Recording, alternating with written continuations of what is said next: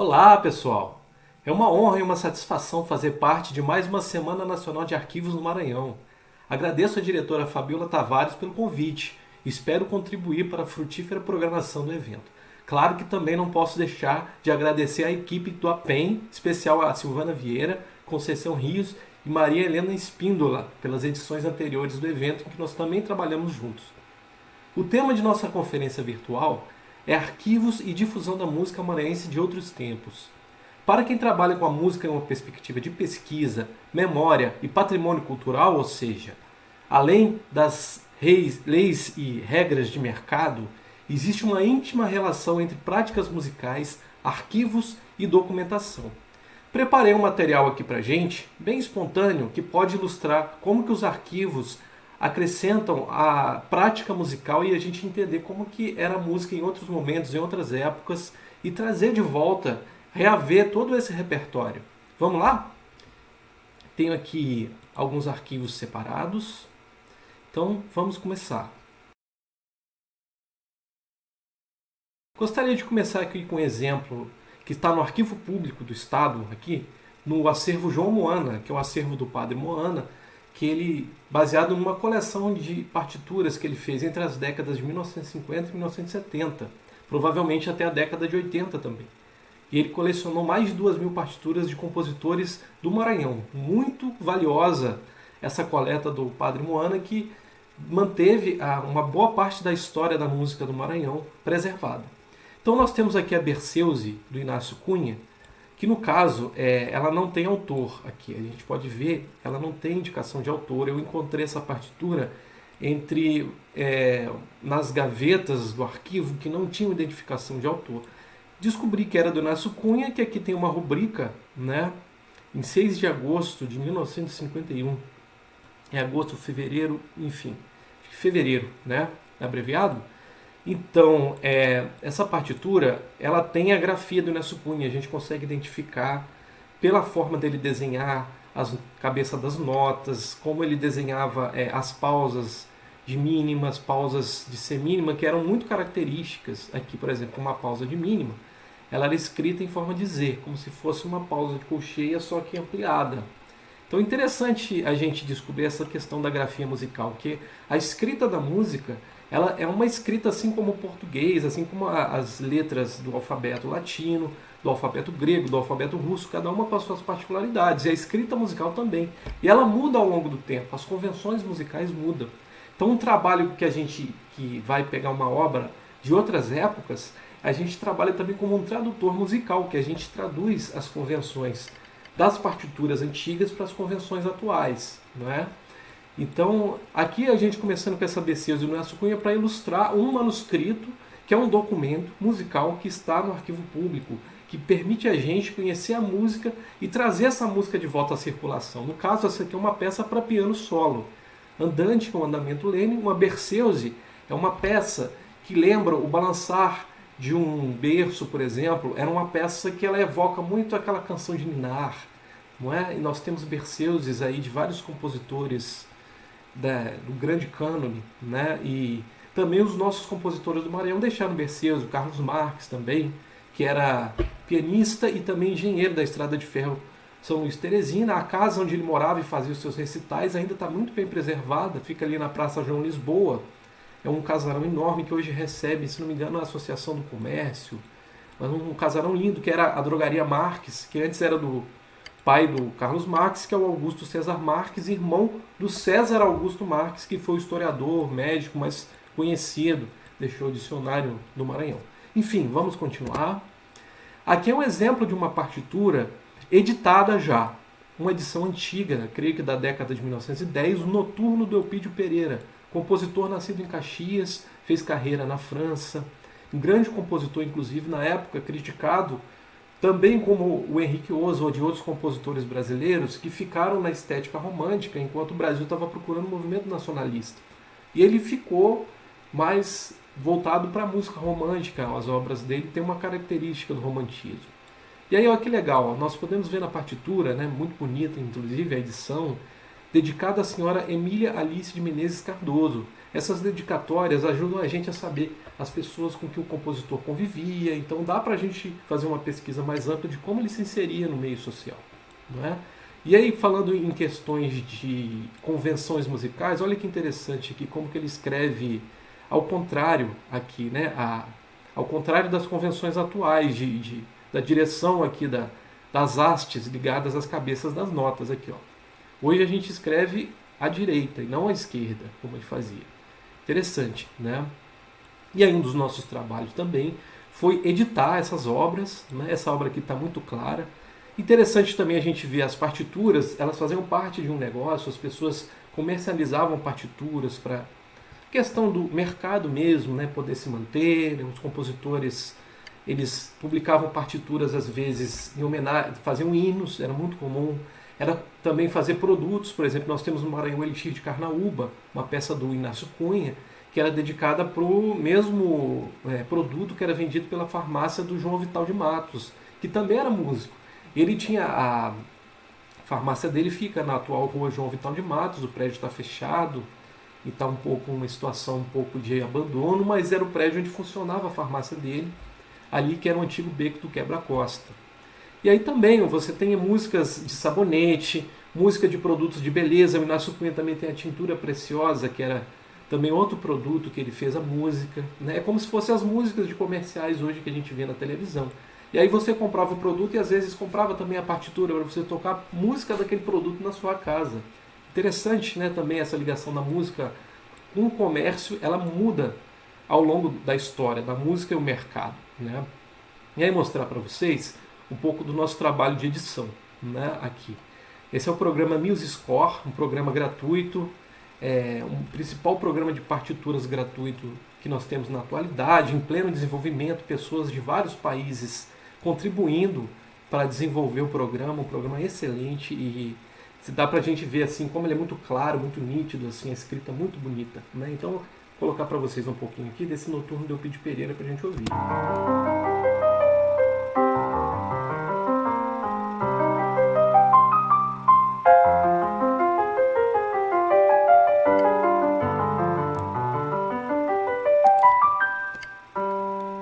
Certo, só a introduçãozinha aqui mesmo.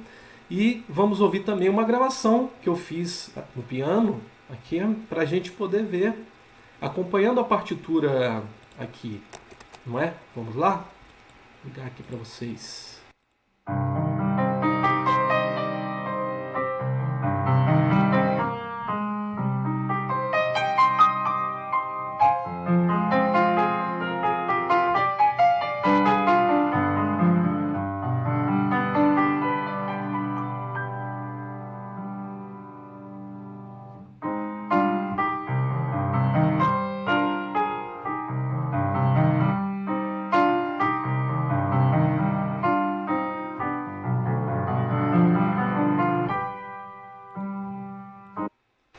Peça lindíssima, né? E aí uma prova também, realmente o computador ainda deixa muito a desejar. Infelizmente, ele não vai substituir o músico tão cedo, né?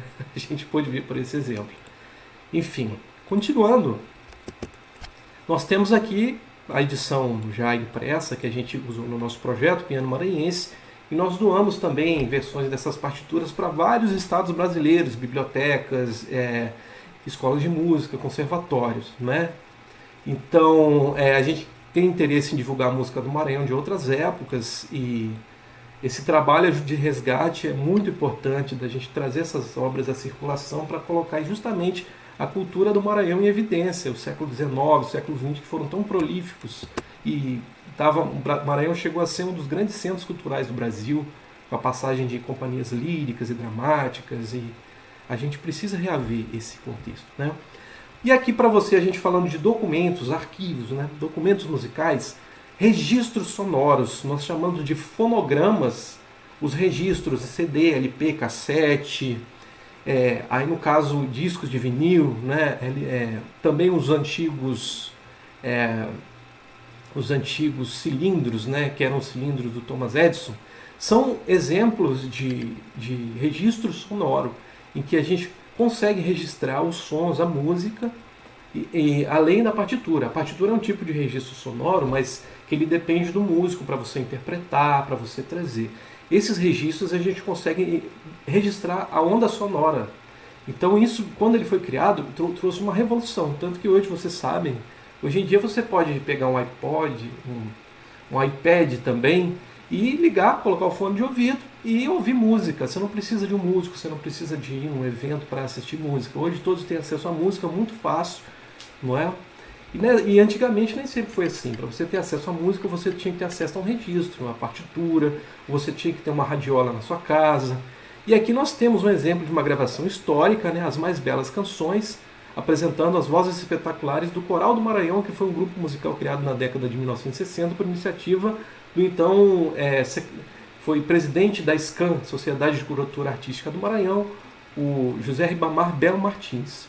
E ele trouxe o Bruno Visuí, que é esse regente aqui, um regente polonês, para organizar esse coral e fazer apresentações, levando a música produzida por esse coral para outros estados, como realmente um grupo com nível de qualidade musical para exportação mesmo. Então nós temos aqui esse LP, eu comprei no Mercado Livre, que é outra facilidade que nós temos de acesso a produtos, que um colecionador tinha e mandou, e poxa, eu quero ter esse disco, assim, eu ainda não tenho estrutura para digitalizar ele, mas eu quero manter ele aqui, que é uma gravação histórica e para a gente registrar a música do Maranhão, né? Voltando à questão desses produtos, instrumentos musicais também são formas de registro. Os museus têm, mantêm. Em Alcântara nós temos alguns instrumentos musicais, temos violas, temos bandolim e temos um violão antigo no Museu Histórico de Alcântara. Muito bonito lá, inclusive, vale a pena vocês conhecerem. É um registro de instrumentos fabricados aqui na região na década de 20, de 30, foram adquiridos lá em Alcântara e ficaram lá, né? O comerciante que era dono do casarão manteve, doou o patrimônio, a família doou o patrimônio e se transformou no museu e ficaram como registros também. Então nós temos aqui a venda de um alto piano, que a gente chama também de pianola. Era um piano mecânico que você tinha um rolo, esse rolo com alguns furos, e o rolo ia passando, e esses rolos, cada vez que ele atingia, ele passava, o piano tocava a nota correspondente àquele rolo. Então era como se fosse uma partitura. E era legal, você poderia, por exemplo, trazer músicas já em vez de você, se você não tinha uma radiola, você colocava um rolo, você ouvia interpretações de várias músicas, não é? Era uma forma de registro também. E é interessante esse anúncio de venda de 1912, ó, Ver para Crer. Qualquer pessoa poderá interpretar a música mais difícil sem conhecer uma nota sequer. É lógico que é um comércio bastante assim, vamos dizer, de atrativo mesmo, né? Você não precisa conhecer nenhuma nota para ouvir música. Porque, na verdade, o papel desse piano, para quem não tocava, era justamente você poder ouvir música. Era uma forma de registro. O piano tocava. Mas o ideal era, lógico, você vai comprar um instrumento caro, você tocar o instrumento, né? Enfim, e isso lembra muito aquele programa que nós temos na internet. Vou colocar aqui para vocês um pouquinho dele, que é o Synthesia, né? O Synthesia é um aplicativo que vocês podem baixar, é tipo um jogo. Quem conhece o Guitar Hero, né? Que é um jogo que você simula que está tocando guitarra. E o Synthesia, ele é muito baseado nesse princípio das pianolas. Vamos ver aqui, por exemplo, aqui, né? Um vídeo aqui que nós temos do YouTube com alguma peça interessante para a gente ver, né? Aqui, ó. Por exemplo, o tema do Game of Thrones, um jogo. Vamos ver aqui. E aí o Synthesia é assim, ele vai passando os gráficos e você tem que tocar na hora certa. Aqui, ó, vamos ver? Vou aumentar a tela aqui para vocês.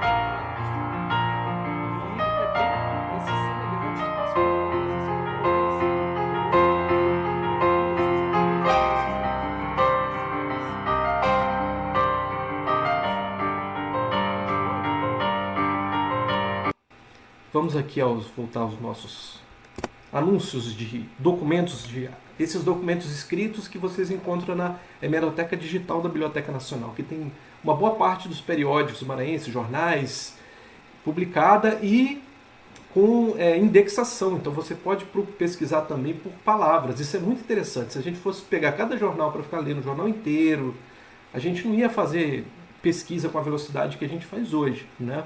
Então aqui que interessante também, uma outra divulgação aqui no Maranhão, de 1912, novos discos para gramofone. Olha aí. Então um gramofone já circulando aqui em São Luís. Vocês veem que ele tem essa manivela, que era um instrumento que você tinha que dar corda nele, e aí ele ia tocando e ia reproduzindo o disco. A agulha, não é? Ia lendo o disco, e essa campana, ela é um amplificador, não é? É o mesmo princípio que nós temos nos instrumentos de metal, os trombone, trompete, né? Que a campana ela é um amplificador acústico natural, que você sopra, o instrumento ataca, e aí você tem, né, um amplificador natural que vai amplificar o volume, a potência sonora desse instrumento. Muito interessante aqui, ela é vendida na Casa Bastos, né? Rua Coronel Colares Moreira, número 17, que é a atual Rua da Paz, se não me engano. Número 17, né, na numeração antiga, que São Luís, na década de 1930, passou a mudar a numeração da sua cidade para adotar o padrão, que era o padrão que é a metragem em relativa ao início do ponto referencial da rua. Hoje, pelo tamanho do lote, isso é a numeração das casas, 10, 20, 30, 40, pelo tamanho, se forem lotes de 10 metros. Antes, era a numeração portuguesa, feita em Lisboa, que você colocava o número das casas assim, em ordem par e ímpar, 2, 4, 6, 8, 10, do outro lado da rua 1, 3, 5, 7, 9, independentemente do tamanho da fachada. E também essa numeração de Lisboa levava em conta os pontos cardeais. Isso é importante na hora da gente fazer a pesquisa, a gente vai chegar lá daqui a pouco. Mais notícias de registros de jornal aqui. Festa de Santa Rita em Caxias. Ó. Começou ontem, com grande assistência dos fiéis, um novenário da festa na igreja de São Benedito. A banda de música do maestro Carimã, a banda Euterpe Carimã, que na época era dirigida por Antônio Marcelino Carimã Júnior, nascido em 1845 em São Luís e faleceu em 1907 em Caxias. Muito importante movimento musical de Caxias na época. E ele executará alguma das novas peças do seu repertório, não é? Aos quais um dobrado, uma marcha e uma polca. Peças estas, não é, extraídas de um gramofone pelo mesmo maestro, bem como outras francesas, inglesas e alemãs, também de grande efeito. Olha que interessante. Esse registro ele é de 1905, por volta de 1905. Então, é o primeiro registro que a gente viu no Maranhão sobre a prática de tocar de ouvido, que é uma prática muito comum do músico hoje. Você colocar uma gravação, você ouvir e você memorizar, não é? Sem necessidade do intermédio da partitura, que foi uma técnica de aprendizado musical que passou a ser usada com a acessibilidade do registro sonoro, dos fonogramas. Não é? Então, vamos lá. Temos aqui uma foto de Antônio Marcelino Carimã Júnior, a única que nós encontramos, né, que foi tirada, está no jornal Imparcial de 1929, a edição, e é a única foto que nós temos, infelizmente não está com uma qualidade muito boa, que mostra aí, a imagem deste compositor e maestro muito importante para Caxias e também para o estado do Maranhão, porque a Euterpe Carimã circulava em vários logradouros, várias cidades, vários povoados, que ele levava essa banda. E aqui uma foto da banda, uma foto muito bonita, e aí a gente vai também entrar nos registros visuais, que também é muito importante como arquivo para música. Nós temos aqui essa banda, a Euterpe Carimã, aqui nós temos o Alfredo Beleza, está apagadinho, e depois o filho dele, Josias Beleza, que foi o último regente da Euterpe Carimã, quando ela ter acabado em 1940, depois de 91 anos em atividade. E aqui nós temos os músicos, né, todo o instrumental. Na época de 1928 eles tinham também o que eles chamavam de jazz band, que na verdade não era porque eles tocavam a linguagem do jazz, era pelos instrumentos utilizados. Eles começaram a adicionar bateria, saxofone, e aí começaram a chamar as bandas de jazz bands, na verdade só pela instrumentação. Não é? Aqui um outro exemplo que a gente vai entrar na área da iconografia musical, que é o estudo de imagens que remetem a práticas musicais. Então nós temos aqui o belíssimo teto, abóbada, em forma de abóbada da Igreja da Sé. Esse foi desenhado pelo artista João de Deus na década de 1950.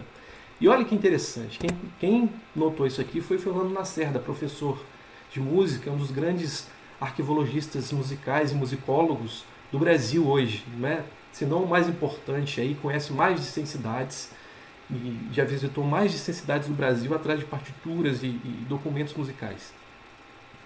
Ele percebeu na Catedral da Sé que tem aqui a imagem de um santo tocando piano. Olha que interessante. E aqui nós temos, né, os outros santos, né, segurando um livro, poderia ser, por exemplo, uma partitura, e o santo aqui acompanhando ele ao piano. E é muito curioso essa questão, porque na Igreja Católica a gente tem a discussão da liturgia. O piano ele é considerado, até a década de 1960, antes do Concílio Vaticano II, um instrumento profano. Um instrumento para música profana, para música laica, para música do dia a dia, né? A música romântica dos amores carnais e etc. E a música, o instrumento de teclado mais ligado intimamente à igreja era o órgão, os positivos, que eram os órgãos menores, que eram mais acessíveis, fáceis de transportar, e a Igreja da Sé já deve ter tido vários órgãos positivos ao longo da sua história, né? Desde que a gente teve o primeiro mestre de capela aqui em 1629, o Manuel da Mota Botelho. A gente viu em alguns inventários, né, inclusive dos jesuítas, quando deixaram a sede de São Luís, que tem registros de órgão. Né? Não eram aqueles órgãos gigantes, né, de tubos, aqueles órgãos lindos que nós temos nas igrejas da Europa e algumas igrejas do Brasil. Eram órgãos pequenos, porque nunca houve um investimento considerável, né, nunca houve recurso para a gente ter um órgão desses aqui. Mas a gente teve órgãos harmônios também, inclusive na igreja de Penalva. Uma das igrejas de Penalva hoje ainda tem um harmônio, não é? Resquício dessa época que a igreja tinha esse contato forte com a música, com a liturgia, muito importante para divulgar, né, a religião, para contemplar mesmo, né, a espiritualidade.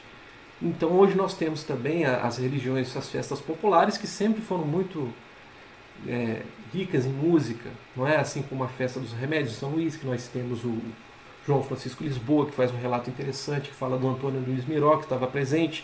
Inclusive a novena feita para Nossa Senhora dos Remédios está presente hoje no Arquivo Público do Estado. É uma peça talvez a mais pomposa, relevante do repertório maranhense, né? Tem mais de 100 páginas a grade de orquestra. E nós temos também outras, a novena de Nossa Senhora da Conceição pelo Sérgio Augusto Marinho, que foi um negro que viu na música uma possibilidade de ascensão social ainda em plena época da escravidão, e ele foi professor de flauta e de sopros na Casa dos Educandos Artífices, mantinha uma banda lá. Ele também compunha música de acompanhamento para peças teatrais no Teatro Arthur Azevedo, na década de 1840 e 1850. Não é? Sim, voltando à questão da iconografia, essa aqui é uma foto do famoso álbum Gaudêncio Cunha. Gaudêncio Rodrigues da Cunha, nascido em Belém do Pará em 1875, por volta de 1875, e faleceu em 1929 também no Pará, quando ele voltou para se tratar da enfermidade que o levou ao óbito. Nós temos aqui esse piano de cauda, aqui registrado em um dos salões do Palácio dos Leões. Né? E para nossa surpresa, né, essa foto é de 1908, como você sabe, o álbum do Maranhão é de 1908, essa foto é pelo menos de 1908, nós temos esse mesmo piano, está hoje, felizmente, preservado no Palácio dos Leões. É um piano Blutner, né? E é curioso, quando a gente foi ver esse piano, ele está com o número de tombamento 0001, é o primeiro item tombado pelo governo do estado quando começou o registro. Um instrumento histórico, a gente chegou a tocar nele também, foi um motivo de muita emoção com os professores de piano da cidade, né? Angélica, professor Ricardo Bordini da UFMA, a professora Ana Neuza, quando a gente foi fazer a visita, né, ao Palácio dos Leões, e com muita surpresa vemos que esse piano está preservado aí até hoje. Aqui nós voltamos à questão da iconografia. Esse é uma caricatura, né, um desenho caricato do álbum presente na revista A Flecha, de 1879. E aí diz: a falta de tropa, nova maneira de fazer prisões. Né? Aí a gente vê uma banda de música prendendo eles com a zabumba, né? Com os trombones, clarineta aqui também. que acho que é uma crítica, de certa forma, ao investimento do serviço, né, dos oficiais militares nas bandas de música. Porque as bandas de música sempre foram muito ligadas aos militares, né? Desde a primeira banda de música que foi responsável também por criar o primeiro conservatório de música em Paris, em 1790. Depois disso, os militares sempre investiram nas bandas marciais, nas suas bandas para fazer retretas, sempre muito ligado à música, né? Então, as instituições militares, então a gente tem que valorizar muitos músicos importantes com trabalho de educação musical, compositores, maestros, passaram por bandas, inclusive especialmente a banda da Polícia Militar do Maranhão, que é de 1836, a segunda mais antiga do Brasil. Depois nós temos aí a banda do atual 24º Batalhão de Infantaria da Selva, que na época foi criado como 5º Batalhão de Fuzileiros, na década de 1860. Já tinha uma banda também, essa banda passaram vários músicos importantes, várias pessoas que realizaram o sonho de viver de música, puderam se estabilizar em empregos voltados a músicos dentro das bandas militares. Não é? Então nós temos que agradecer muito às corporações militares por esse apoio à música. E outra faceta da música, que também é uma área vista ainda com muito preconceito pela sociedade. Né? E nesse mesmo álbum, A Flecha, nós temos aqui uma família de mendigos, não é? Aqui, ó, segurando um material de carpintaria, de você capinar terreno. E também aqui temos aqui uma aquarela, né? Ou seja, a pessoa que pintava, e temos uma rabeca ou violino. Então, a gente vê a questão artista também ligada à miséria, que infelizmente, ou felizmente, né, depende da interpretação, as profissões ligadas às artes, elas não têm uma classe social específica. Você tem pessoas paupérrimas que se dedicam à arte, você tem pessoas de famílias abastadas que por status também se dedicam à arte. Então a arte ela não pode ser associada a uma classe social específica. Então isso traz essa incógnita quando nos estudos sobre arte, música, enfim. E a gente vê isso, os arquivos, os documentos sempre trazem para a gente essa questão. Não é? Um músico ele pode ser tanto uma pessoa de uma família abastada que cultivava música clássica, ou também aquele músico que também é da música clássica, mas é uma pessoa pobre, que ela vivia vivia dando aulas, não é? E tentava se manter no mercado de alguma forma. E a gente está sempre vendo, a música não pode ser associada a nenhuma classe social, não é? Certo, aqui nós temos um documento, entre vários documentos, como inventários, né, portarias de governo, relatórios econômicos, que também ajudam a gente, os arquivos trazendo ilustrações sobre contextos musicais. Aqui nós temos uma portaria de 1921, né, do governo do Maranhão, fala sobre a remuneração dos oficiais, né, dos corpos de linha da província. Né? Então nós temos aqui tenente-general, 200 mil contos de réis, marechal do campo, 160 mil contos de réis, brigadeiro, 130 mil, coronel, 100 mil contos de réis. E aí nós temos aqui, ó, pequeno Estado-Maior, que na verdade hoje é vulgarmente chamado de praças, sargento ajudante, 400 réis por dia, quartel-mestre, sargento, 400, não é? E aí nós temos aqui, não é? Tambor-mor, 200, cabo de tambores, 180, pífanos são flautas pequenas, né? 160 réis por dia. O mestre de música ganhava 400 réis por dia, o mesmo que ganhava um sargento ajudante, então, de certa forma, uma remuneração interessante, né? A gente não tem noção de converter esses valores para hoje, mas a gente pode comparar os valores entre si no contexto que eles estão e ajuda a gente a entender, de certa forma, o prestígio que cada posição tinha dentro do grupo. Os músicos ganhavam 240 réis, né?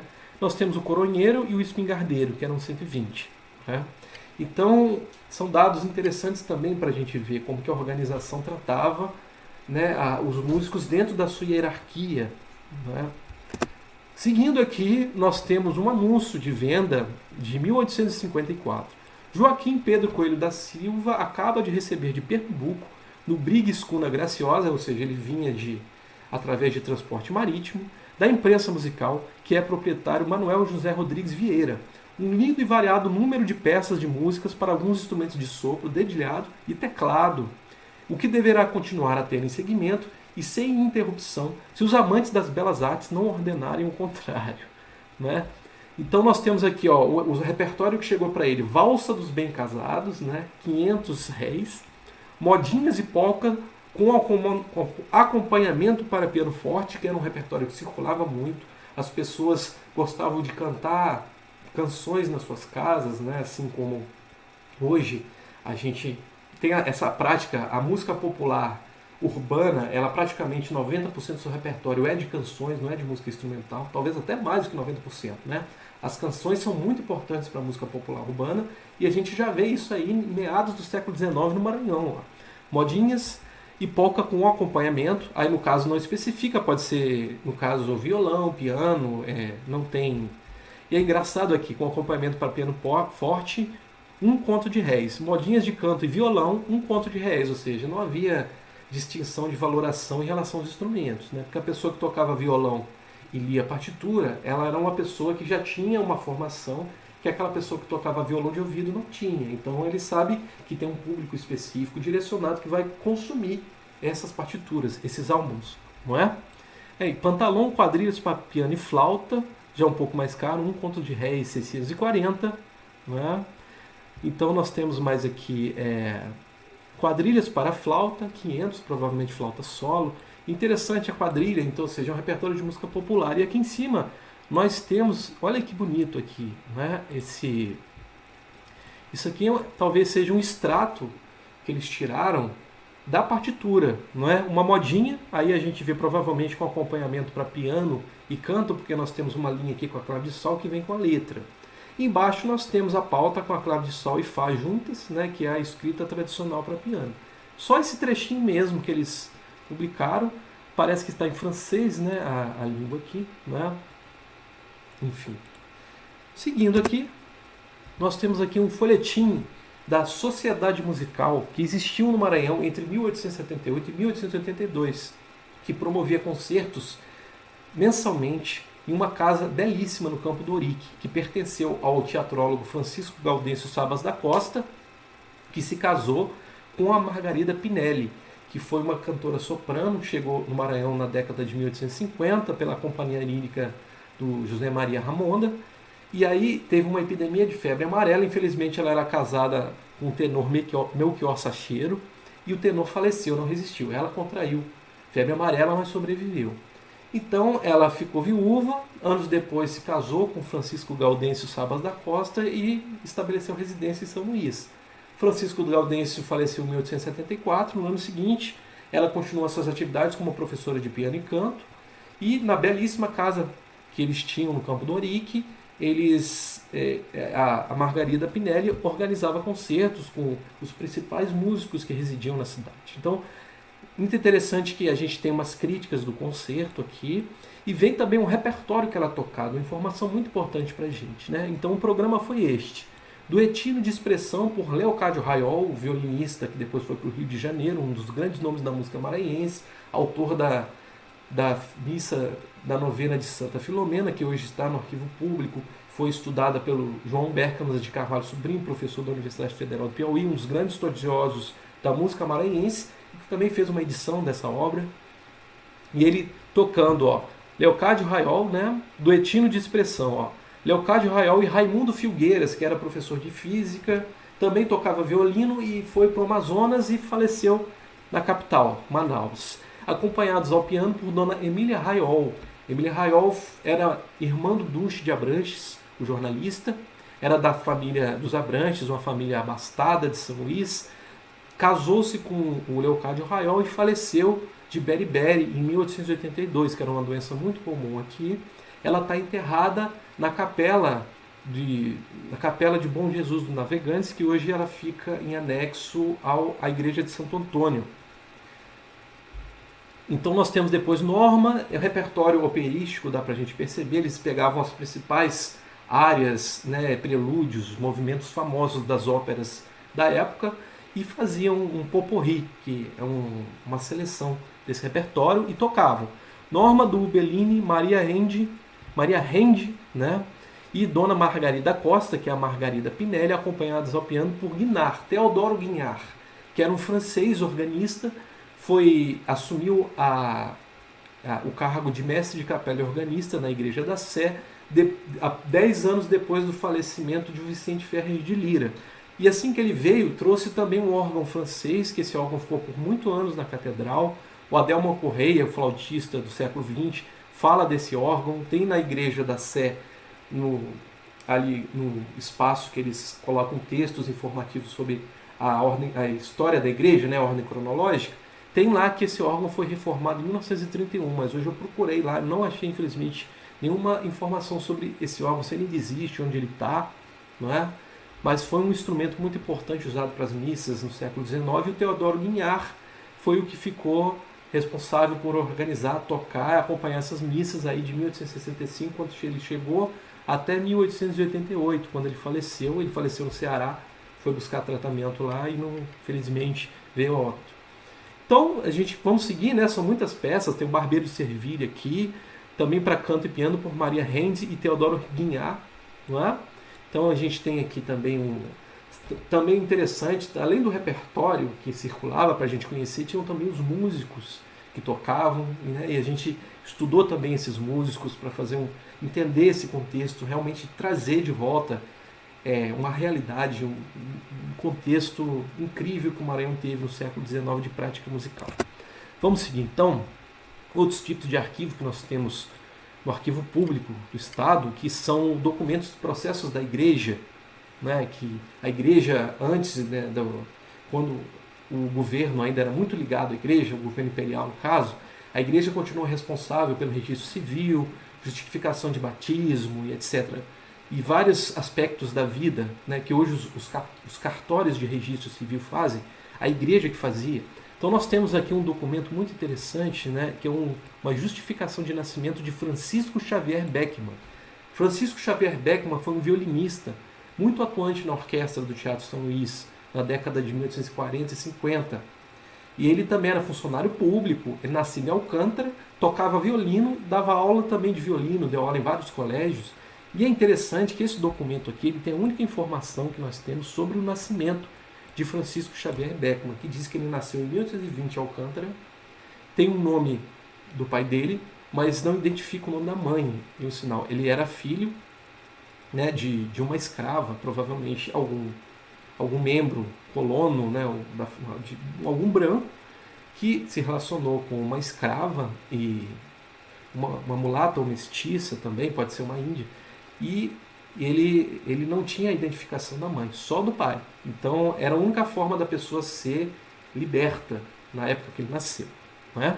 Então temos aqui esse documento e seguindo, não é?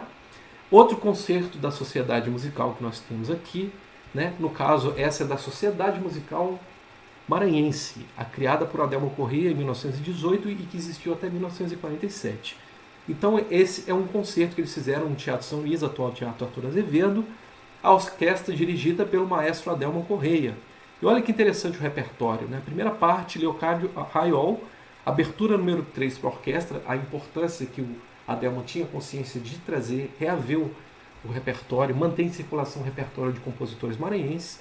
Depois nós temos o Vincenzo Cerniciaro, violinista italiano, radicado no Rio de Janeiro, escreveu um livro, História da Música del Brasile, e aí ele também foi uma figura importante para o desenvolvimento musical no Brasil.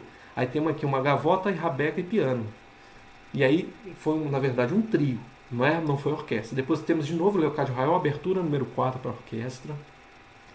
Aí nós temos depois clapé, capricho, clarineta e piano. Francisco Barbosa e senhorita Conceição Batista, filha de Raimundo Cipriano Batista, que era um dos integrantes da orquestra Irmãos Parga.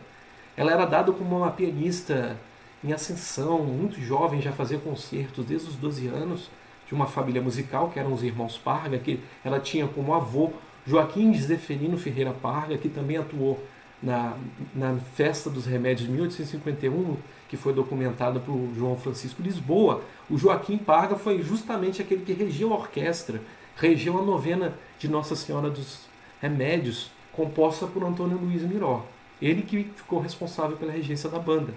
E ele de uma família musical, era também alfaiate, passou pela Casa dos Educandos Artísticos, e a Conceição Batista era neta dele, faleceu precocemente por volta de 25 anos, assim, foi um choque para a sociedade na época.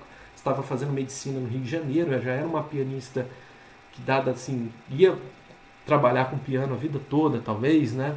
E foi um choque muito grande, assim, o falecimento dela na época. Depois temos o Leocádio Raiol, mais o repertório dela. Depois temos o Massenet, compositor europeu. Temos depois Bricialdi, né? Bricialdi, talvez um compositor italiano, não sei. E finalizou com Antônio Raiol. Prelúdio, provavelmente prelúdio da ópera Iracema, que a gente não sabe se chegou a ser, se o Antônio Raiol chegou a escrever essa ópera toda. E depois nós temos o Kyrie Christ da Missa Solene, que nós temos hoje no Arquivo Público. Inclusive a Missa Solene teve uma interpretação importante, que é a Olga Moana, irmã do padre Moana, formada em canto na Bahia, foi diretora da Escola de Música do Estado, era professora de Ciências Sociais na UFMA. Ela foi diretora e teve esse projeto de trazer de volta à circulação essa missa solene do Antônio Raiol, composta quando ele estava na Itália em 1892. Ela reinterpretou esse repertório em 1981, praticamente 90 anos depois da composição da missa, conseguiu trazer a missa de volta, interpretada por um coral e acompanhada por piano. Não conseguiram uma orquestra, foi a professora Rosimeire Fontoura que fez o acompanhamento, né? Então vamos lá, mais informações para vocês aqui. Eu estou procurando ser bastante detalhado, específico, assim, para trazer o conhecimento para vocês mesmo, e eu vou procurar adiantar um pouco aqui mais o nosso tempo, né?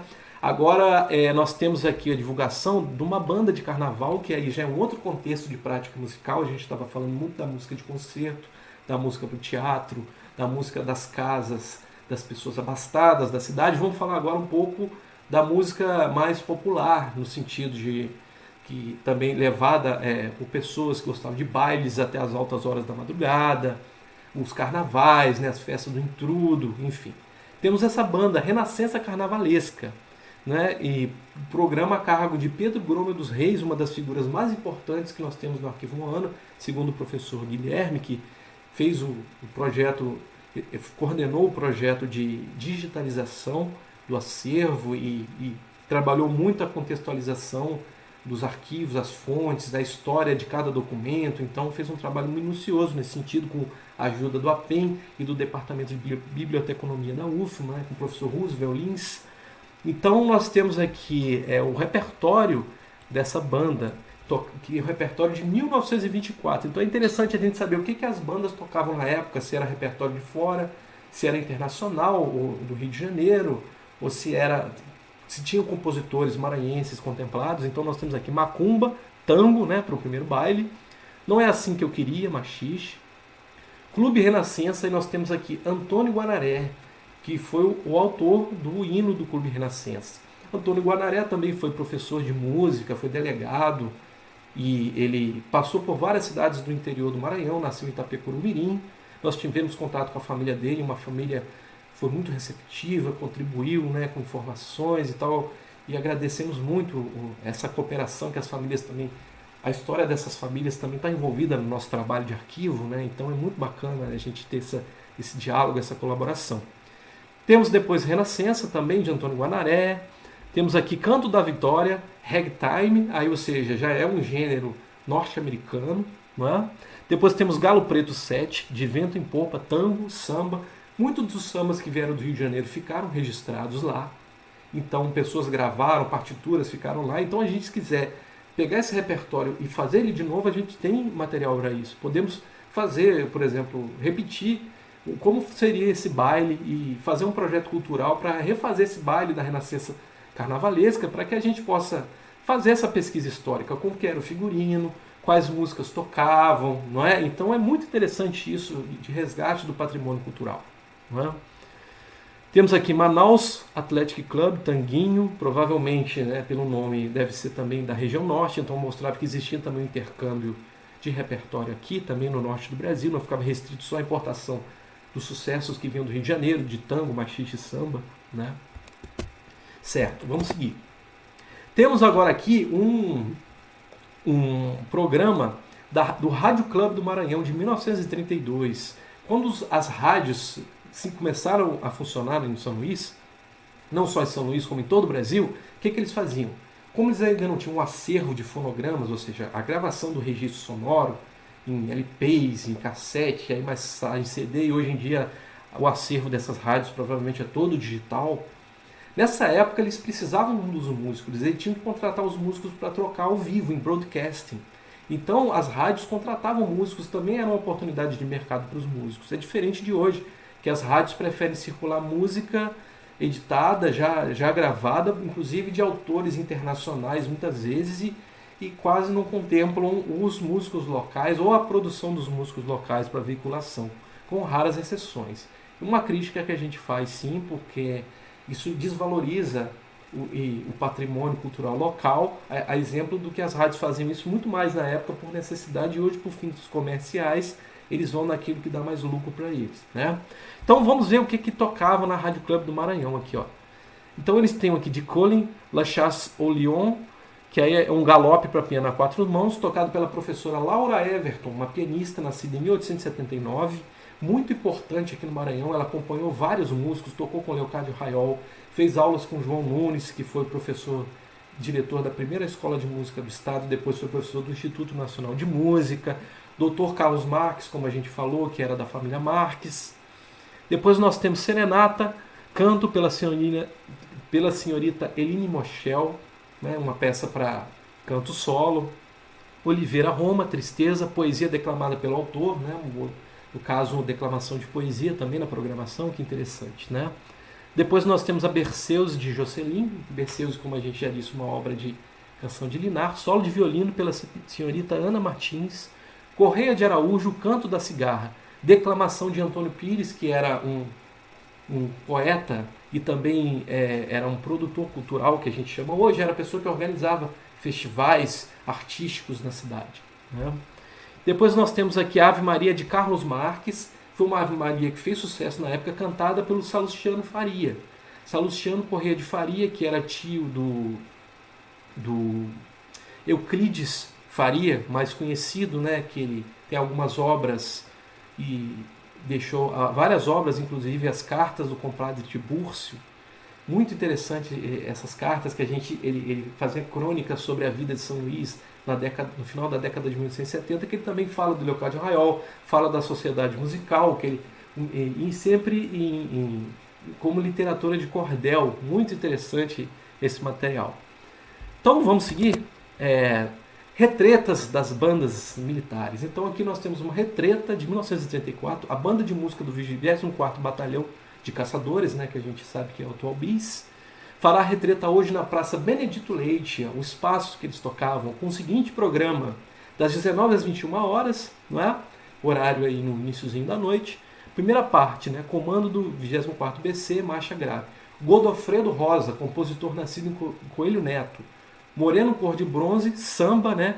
S. Silva, pode ser uma peça de um compositor conhecido do Rio de Janeiro. Mefistófele, ópera. Moses Tobani, Frasquita, Foxtrot, Franz Lehár, que é um compositor francês, se não me engano. Inclusive, é interessante a gente ver que a banda também tinha adaptações de repertório operístico que eles tocavam, não é? Nós temos aqui no final Carlos Gomes, aí nós temos o prelúdio da Ópera Condor, dentro desse repertório operístico, e a última peça, né, da segunda parte, Onda que Passa, um dobrado de Otton Gomes da Rocha, que foi também professor da Escola Técnica Federal de São Luís, regente da banda, e deixou muitas partituras aqui no Arquivo Moana. Tem um livro dele. O padre até agradeceu no livro, A Grande Música do Maranhão, essa doação. Não é? Então aqui temos também as questões das críticas musicais. Não é? Olha que interessante aqui, uma crítica de Caxias de 1846, que ele colocou como revista médica. Eu vou ler para vocês, é até engraçado, que conta a história das danças de salão chegando no Maranhão, né? Continua a grossar nessa cidade a epidêmica que nela tem reinado há 3 meses. Tem-se observado que ela da natureza das nevroses e por isso mais difícil de se conhecer a sua patogenia terapêutica. De todos os meios até hoje empregados, ainda de nenhum se pode colher resultado satisfatório.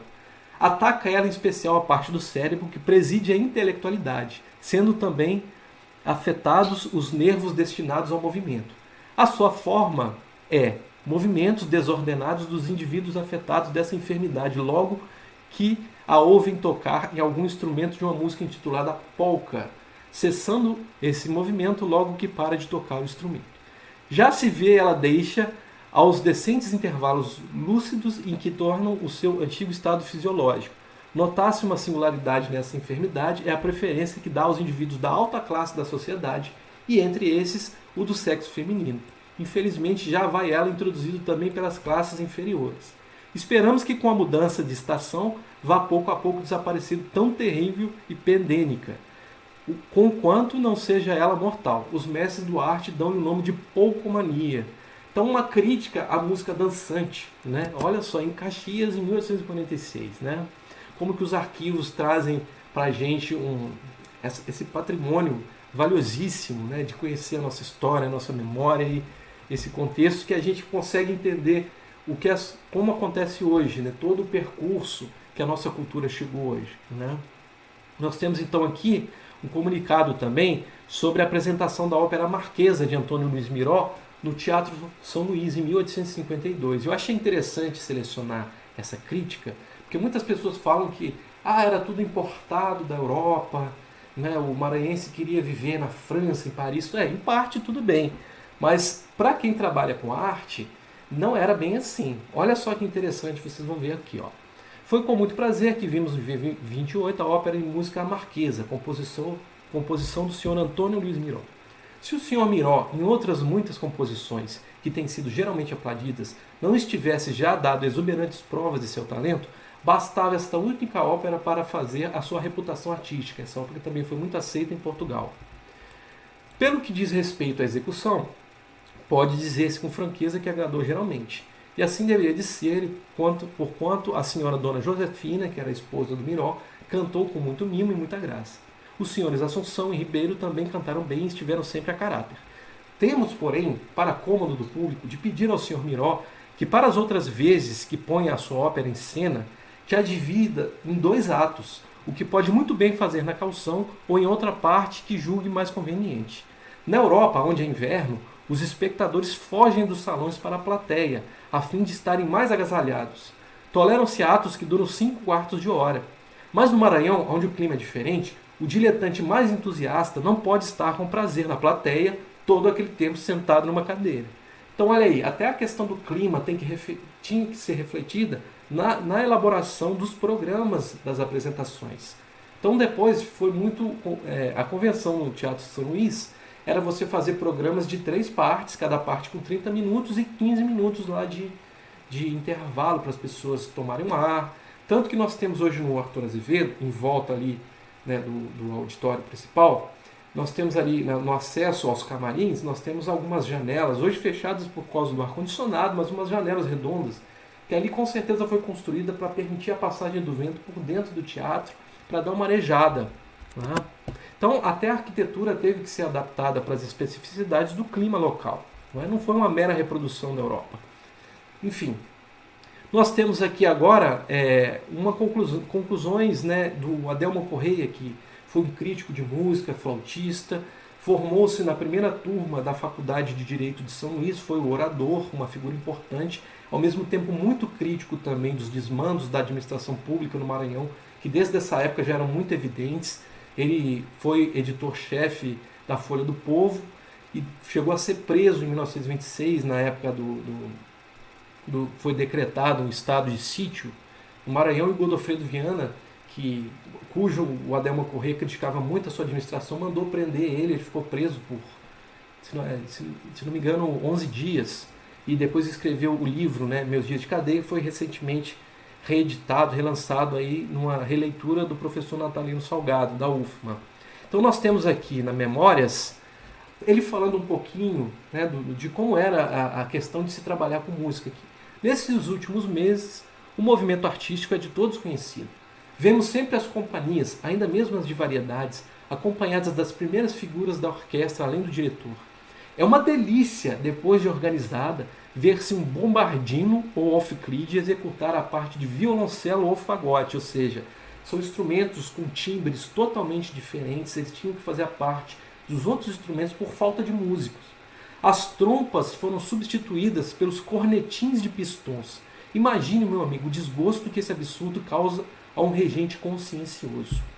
Então ele já deixando claro a precariedade da falta de profissionais, não é? Enfim, que foi um problema que o Adelmo Corrêa sempre reforçou em toda a sua carreira. E também sempre foi uma pessoa muito preocupada em valorizar o patrimônio local, de trazer a música compositores como Leocádio Raiol, como a gente viu, o Inácio Cunha, o Pedro Grosner dos Reis, Antônio Raiol, enfim. E aqui fala sobre os outros, né? A orquestração de uma revista de costumes, que era algo muito comum na época. Por exemplo, nós temos a revista no Rio de Janeiro, que o Aloysio Azevedo, com seu irmão Antônio Azevedo, fizeram uma revista chamada Fritz Mack e chamaram o Leocádio Raiol para fazer a parte musical da revista. Então a revista ela é encenada com acompanhamento de música. Em São Luís, o Adelmo Corrêa fez o acompanhamento musical da revista Os Outros, que tinha letra de Domingos Barbosa e Inácio Xavier de Carvalho.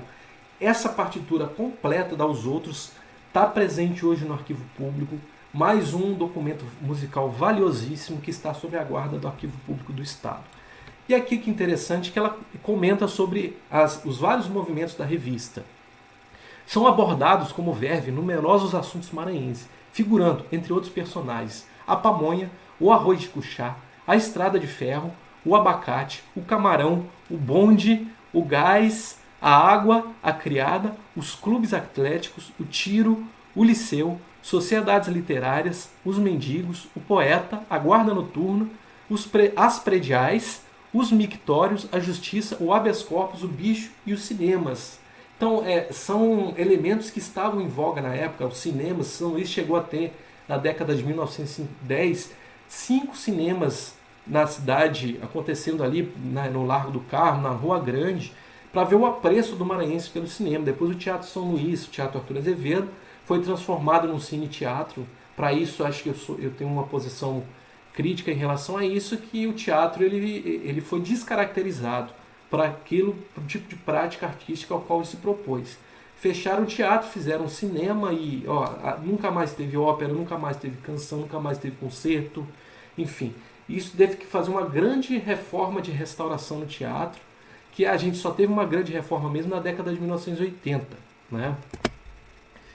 Então, seguindo aqui, também sobre a música, aí a gente vai falar dos músicos pobres, que eram os choro, né, que hoje a gente conhece o repertório de choro.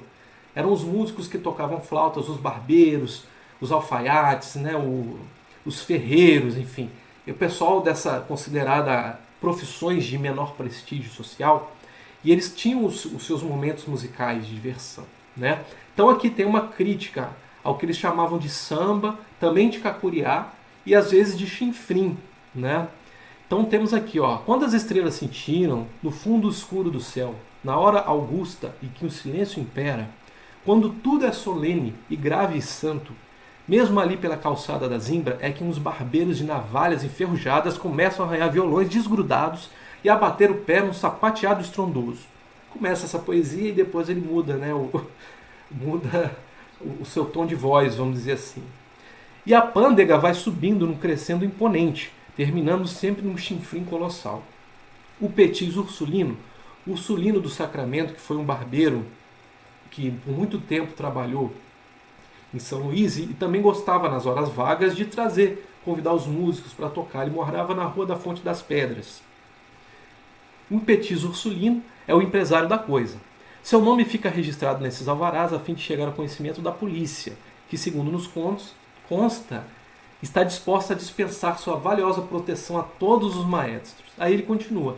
A música guinchava com grande alarido uma toada de maestro desconhecido, especialista em partituras de chinfrim. A flor da rapaziada, de pé fresco, arrastando a asa do madamismo alegre, faz um samba correto na altura da Rua dos Craveiros, canto com a Rua da Paz, exatamente no salão onde há tempos fulgurou a estrela radiosa do ilustre, prestimoso chinfrineiro Cincinato Coxo, de saudosa memória nas nossas crônicas.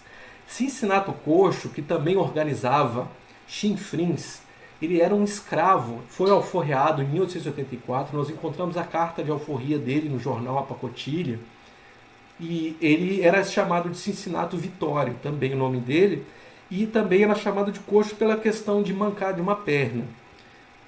Felizmente, nós vimos num estudo de uma dissertação de mestrado, uma pessoa que fez um estudo sobre a relação de casais no século XIX. E ela achou um depoimento policial do Cincinnato Coxo, que na época foi acusado de, né, a sua esposa fazer muito, não era uma pessoa difícil, pelo que parece o documento, e aí tinha muitas brigas na vizinhança, aí dizem que eles brigavam muito, né? Ela brigava muito também, ele saía para trabalhar, quando voltava, ela estava bêbada, era uma pessoa difícil, né? E aí, dentro do depoimento policial, eles entrevistam os vizinhos e o vizinho diz que não teve nada. Eu acho também que um documento policial, as pessoas não vão querer expor a sua vizinhança, né? Então eu acho que eles não vão falar o que realmente está acontecendo, mas enfim. O fato é que esse documento foi muito importante, foi encontrado nos arquivos da polícia e traz pra gente a data de nascimento dele, que acredito seja 1848, e ele faleceu em 1912, por aí. E o Cincinnato Coxo era uma figura folclórica em São Luís, né? Ele contava muitas histórias, inclusive teve uma anedota dele, um xiste, ficou conhecido por muito tempo, um bordão, que era o seguinte: quando a pessoa chegava num ambiente que ela não conhecia, ia prestando atenção nos meandros, quem é que mandava, quem é que passava a perna em não sei quem e tal. Aí a pessoa, ele criou um bordão para isso, né? Já estão conhecendo a fazenda. Então eu achei interessante que essa frase a gente acha algumas vezes no jornal, que foi um bordão criado pelo Cincinnato Coxo. Certo, então voltando à questão, né, das tradições, vamos falar um pouco do Bumba Meu Boi aqui. Muito brevemente, né, e que a gente não vai ter tempo de abordar com profundidade. Uma informação importante para quem é estudioso do Bumba Meu Boi. A referência mais antiga ao Bumba Meu Boi que nós encontramos no Diário de Pernambuco, de 1827. É uma crítica que eles fazem, e eles falam, é uma crítica religiosa, que ele coloca no final: senhor redator, resta-me unicamente dizer-lhe que, como vi confirmada a minha fé e realizada a minha esperança, crismei-me e reiterei as promessas do batismo mudando o nome, por isso já não assino o Bumba Papa Farinha, e sou agora, seu efetivo leitor, o Bumba Meu Boi. Ou seja, ele se abstém de se identificar, porque ele faz um comentário crítico a alguma questão religiosa da sociedade, e ele assina como pseudônimo Bumba Meu Boi. Se ele chega a assinar, é porque essa manifestação já estava acontecendo no Recife, e já devia ter algum conhecimento, né, vamos dizer assim, da classe letrada, que aprende a ler e escrever.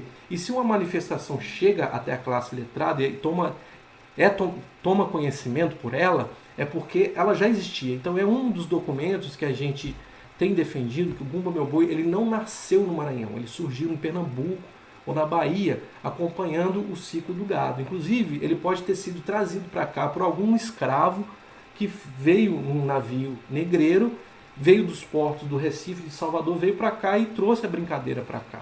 Só que o Maranhão, ao contrário de Pernambuco e da Bahia, assumiu o Bumba Meu Boi como patrimônio local e passou a fomentar ele, né? Então é uma questão muito mais de política cultural. Agora a gente não pode afirmar que o Bumba Meu Boi ele é uma propriedade do Maranhão, ele não é. Mas nós temos documentos que mostram isso muito mais do que outros, né? Certo, aqui é um outro documento também de 1831, muito antigo, que também fala sobre o Bumba Meu Boi na Bahia. E aí já fala, né, já faz uma referência à manifestação em si, não é só o uso de um pseudônimo, né? Que aí ele fala, né, não sei se atinarei com a causa, mas pode ser que os tempos defastos tenham feito a gentes divertir-se mais do que devia, esquecendo-se daquelas ocupações sérias e penosas. E na verdade presépios, pastorinhas e bailes, e Bumba Meu Boi, e uma roda de raparigas chulando, fazendo cair o queixo, menos esquecer as coisas desse mundo. Então, ou seja, já é o Bumba Meu Boi entrando aí como uma manifestação cultural ligada ao que a gente tem visto como a música dos chinfrins, dos sambas, do cacuriá, né? Essa música que ela vem incomodar o sono das pessoas à noite.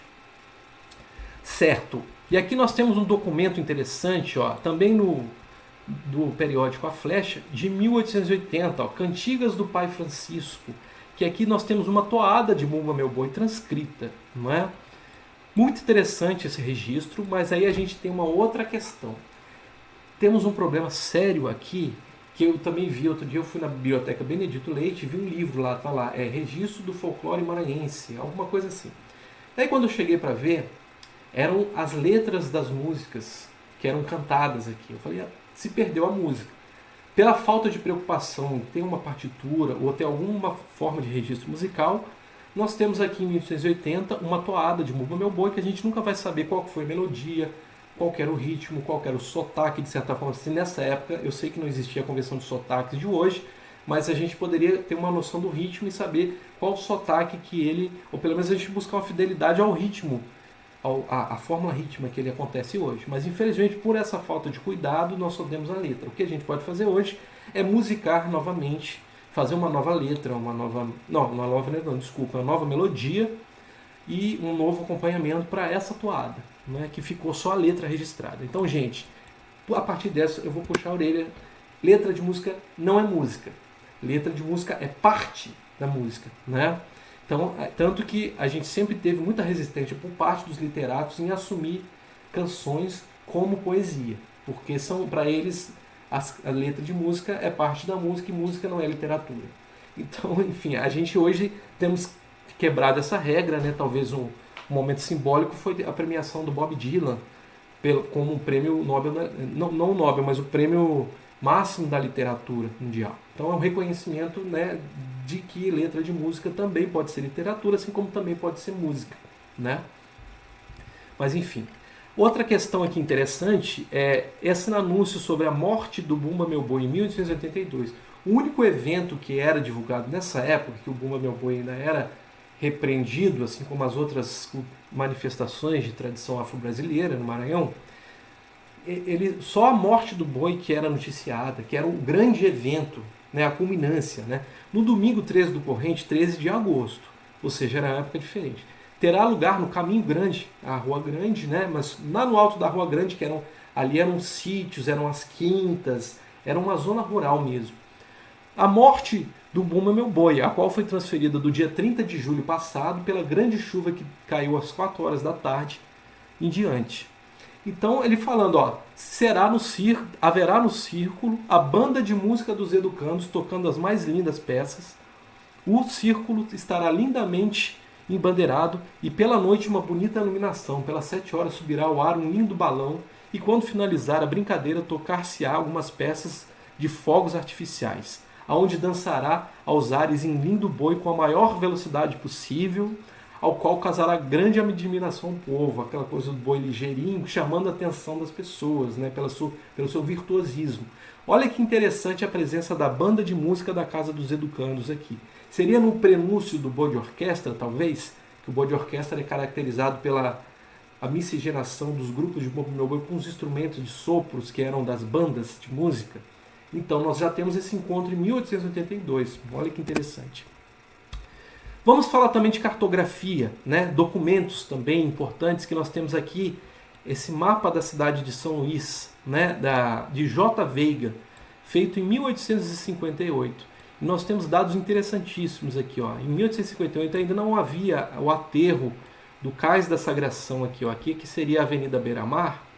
Então nós temos ainda o mar chegando até aqui, ó, essa parte, chegando mesmo na beira das ruas aqui. Se a gente consegue até ver hoje como muda o calçamento e as diferenças de calçamento e na construção dos imóveis, se a gente usar essa linha aqui, né? Que nós tínhamos a Rua da Praia de Santo Antônio, que literalmente ficava na praia.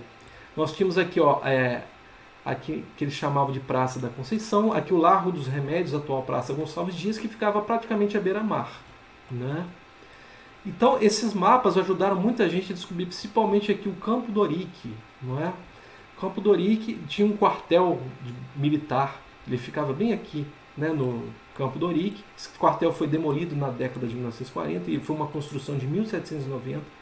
O Campo do Orique é uma das áreas talvez mais alteradas da São Luís antiga, mas ainda temos resquícios, porque a casa da sociedade musical que nós falamos, da Margarida Pinelli, ficava no Campo do Ourique. Isso nos levou à curiosidade de ter acesso a outros tipos de documento para poder ver se essa casa ainda existe. Nós vamos chegar lá, né? Enfim, temos aqui também a planta da cidade de São Luís do Maranhão, né, do Justo Jansen, uma planta bem conhecida de 1912. Aqui, ó, nós já temos o cais da Sagração, o aterro completo. Aqui, nessa região aqui, né, que nós temos as quintas do Matadouro, o antigo hospital militar, né, que hoje atualmente aqui o Convento das Mercês, se não me engano, né? Não, desculpa, me enganei. O Convento das Mercês é aqui, ó. Tinha a Igreja das Mercês, que foi derrubada, né? Onde essa região onde está o hospital militar da época, que é no final da rua São Pantaleão.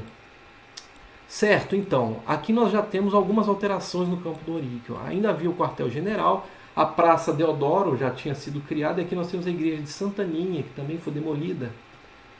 Aqui, então, no Campo do Ourique, hoje nós temos o Liceu Maranhense, nós temos o SESC, nós temos a Biblioteca Benedito Leite nessa região. Né? Temos aqui a fonte do Mamoim, ela ainda existe, né? A gente viu, tem árvores ali na região, só que ela meio, assim como a fonte do Bispo, ela está deixada de lado, mas ela não deixou de existir, ela só está descaracterizada. Né? Então vamos seguir. Então, nós conseguimos encontrar, felizmente, a casa que recebia a sociedade musical que pertenceu a Francisco Sabas da Costa. Hoje ela recebe a UEB Alberto Pinheiro. É essa casa aqui. Nós descobrimos por um detalhe do Euclides Faria, naquelas cartas ao compadre Lourenço, que nós dissemos, que eram endereçadas ao compadre Tibúrcio. Ele fala, ele faz uma descrição do casarão, que era um casarão grande com salas espaçosas, e ele deixa um detalhe importante, que a frente da casa, a entrada, não era de frente para a rua. Né?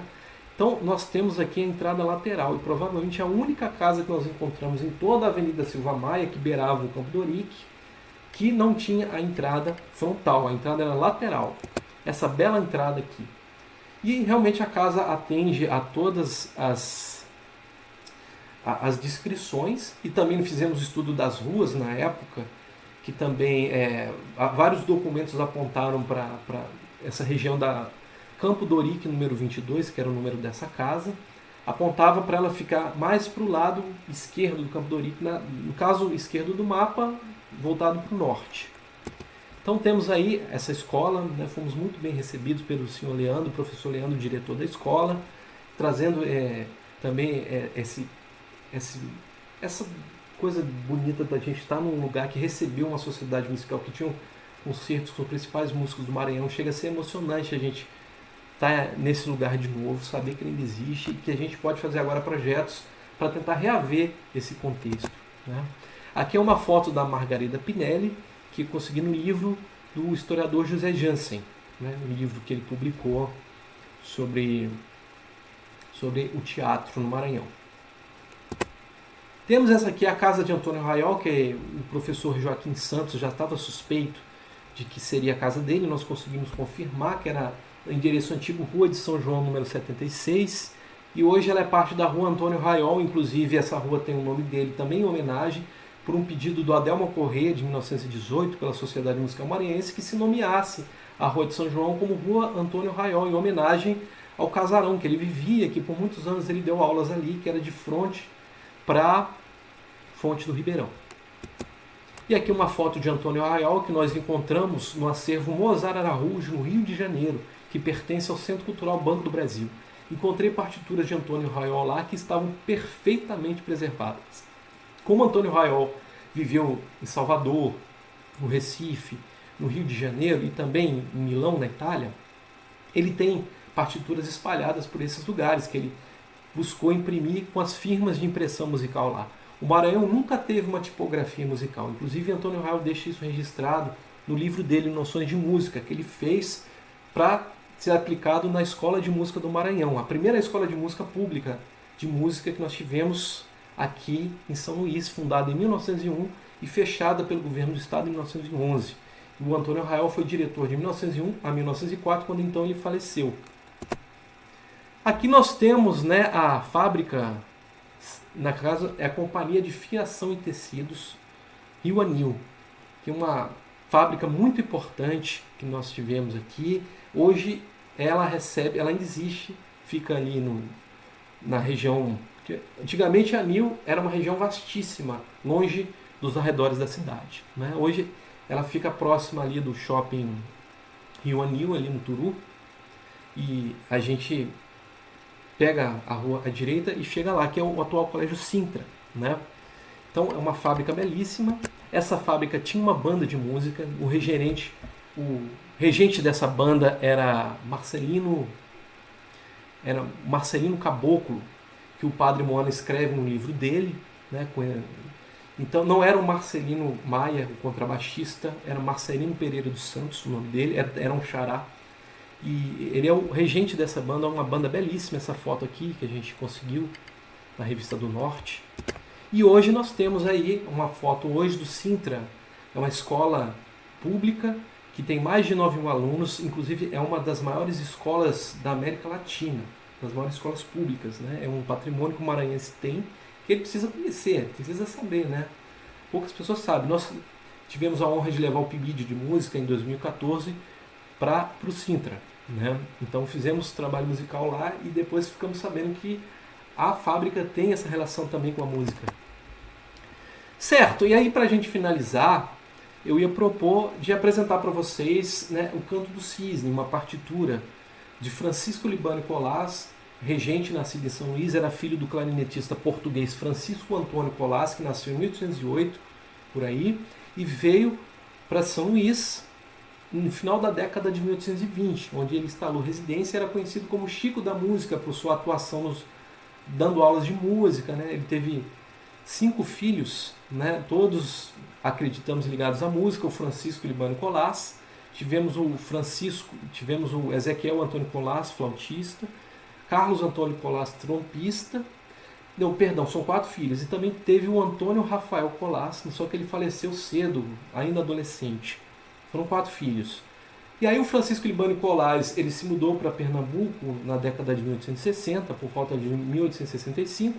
O pai dele foi junto, e os dois passaram o resto da vida em Pernambuco, que é onde foi Francisco Libânio Colás conseguiu uma carreira muito boa lá, que foi diretor da orquestra do Teatro Santa Isabel. Segundo o padre Jaime Diniz, que ele fez o mesmo trabalho que o padre Moana no Maranhão, ele fez em Pernambuco. Hoje os documentos, os arquivos do padre Diniz estão em posse do Instituto Brenan, que é o instituto do empresário da família Brenan, que é uma família abastada e que investe maciçamente em arte e cultura. Então é um empresariado que tem uma visão diferente, que valoriza o patrimônio e tem um trabalho cultural assim, valiosíssimo para todo o Brasil. Tem todo o acervo lá. E essa partitura é a única foto que nós temos de Francisco Libânio Colás que foi conseguida numa partitura, né, que está lá. Essa partitura tem um carimbo do Almirante, né, do acervo Almirante do Rio de Janeiro. E foi muito curioso que essa partitura pertencia ao Museu da Imagem do Som do Rio e de repente ela apareceu lá em Pernambuco. Para mim, a primeira coisa que a gente pensa é que o padre Jaime Diniz pegou essa partitura lá e levou para Pernambuco.